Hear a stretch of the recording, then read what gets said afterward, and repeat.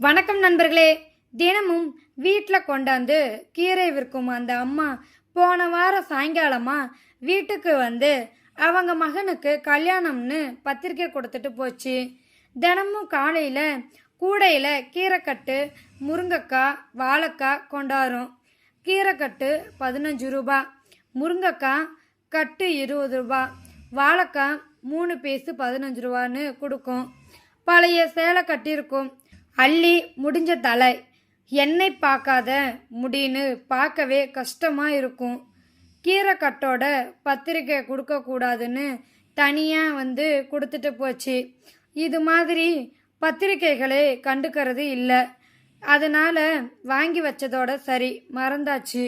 ஆனால் கல்யாணத்திற்கு 3 நாளைக்கு முன்னாடி வந்து, அம்மா 5 நாளைக்கு நான் வரமாட்டேன், கல்யாண வேலை இருக்குன்னு சொல்லிட்டு போச்சு.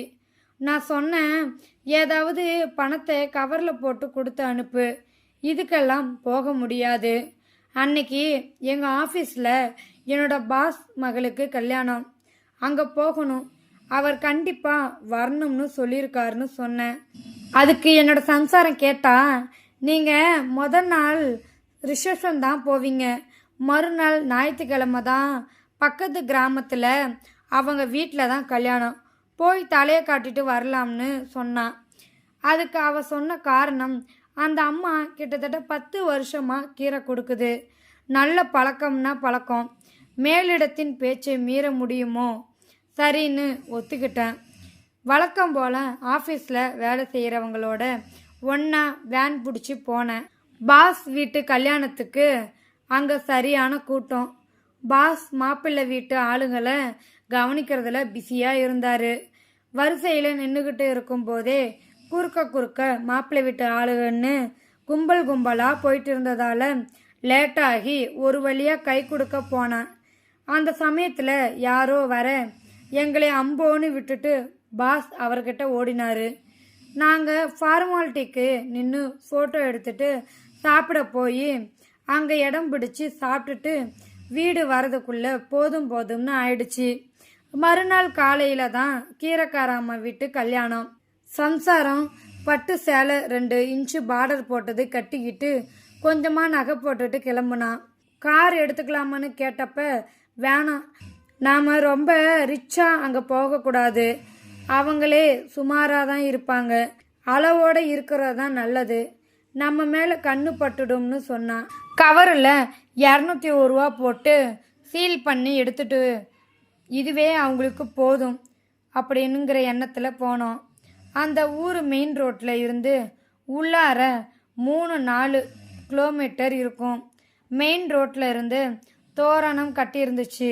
வேறு எதுவும் விசேஷம் போலன்னு நினச்சிக்கிட்டேன். போக போக தெரிஞ்சது அது கீரைக்காரம்மா வீட்டு கல்யாணத்துக்கு தானே. ஊர் பூரா வாழ்த்து போஸ்டர் அடித்து ஒட்டி இருந்துச்சு. போக போக வரிசையாக விலை உயர்ந்த காருங்க நின்றுச்சு. எல்லாம் கல்யாணத்திற்காக வந்தது போல. கல்யாணம் நடக்கிற வீடுன்னு சொன்னால் அடிச்சு போடுவாங்க, அவ்வளோ பெரிய பங்களா, தெருவே அடைச்சி எக்கச்சக்க கூட்டம், ஒரே பட்டு சேலை பெண்கள்.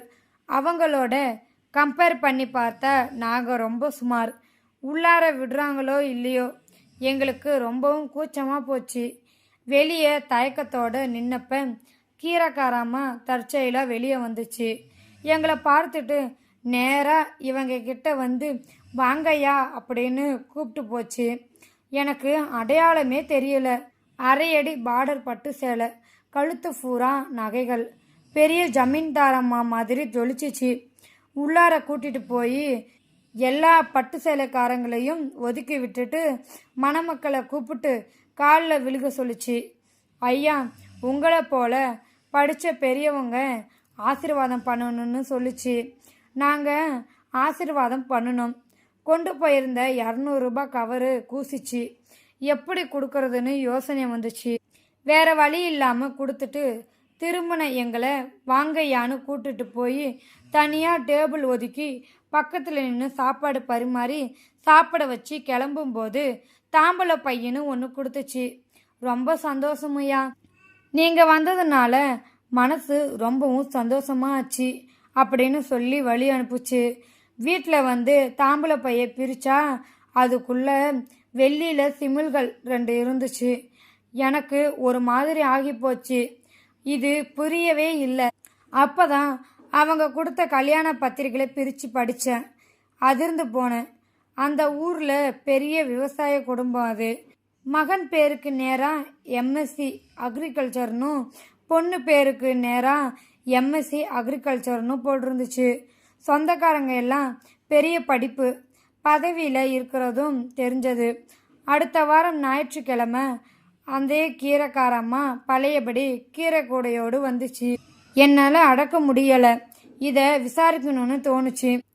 அவங்கள வீட்டுக்குள்ளே கூப்பிட்டு உட்கார வச்சு மரியாதையோட விசாரித்தப்ப அந்த அம்மா சொல்லுச்சு, உங்களுக்கு சந்தேகம் வந்தது நியாயம்தான். நாங்கள் அந்த ஊரில் விவசாய குடும்பம்.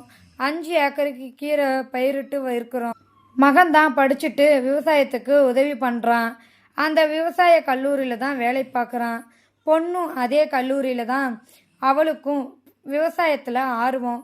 அதனால தான் காதல் கல்யாணம்னு முறையாக விவசாயம் செஞ்சு தரகர் இல்லாமல் நாங்களே வியாபாரமும் பண்ணுறோம். காலையில் வேனில் கொண்டாந்து இறக்கி தனித்தனியாக கூடையில் சுமந்து விற்கிறோம். நான் ஆர்வத்தோட நடந்து விற்கிறதால உடம்பும் நல்லா இருக்குது, லாபமும் கிடைக்குதுன்னு சொல்லிச்சு. தோற்றத்தை பற்றி அந்த அம்மா கிட்ட கேட்டேன். ஏன் அங்கே ராணி மாதிரி இருந்த நீங்கள் இங்கே கீரை விற்கிறப்ப இப்படின்னு. அதுக்கு சிரிச்சுக்கிட்டே சொல்லுச்சு, கீரை விற்கிறப்ப பட்டு சேலையும் நகை நட்டோடு வந்தால் நல்லா இருக்குமா? 6வது வாங்குவாங்களா? சும்மா 40,000 மாத சம்பளம் வாங்குற நாம் என்ன அலட்டுறோம் அப்படின்னு நினைக்கிறப்ப வெக்கமாக இருந்துச்சு. அந்த விவசாய தாயை கையெடுத்து கும்பிட தோணுச்சு. இந்த வீடியோவில் கருத்து பிடிச்சிருந்தா கமெண்ட் பாக்ஸில் கமெண்ட் பண்ணுங்க. கூட உங்கள் ஃப்ரெண்ட்ஸு ஷேர் பண்ணுங்க. இது வரைக்கும் நம்ம சேனலை சப்ஸ்கிரைப் பண்ணுங்கள். தேங்க்யூ ஃபார் வாட்சிங்.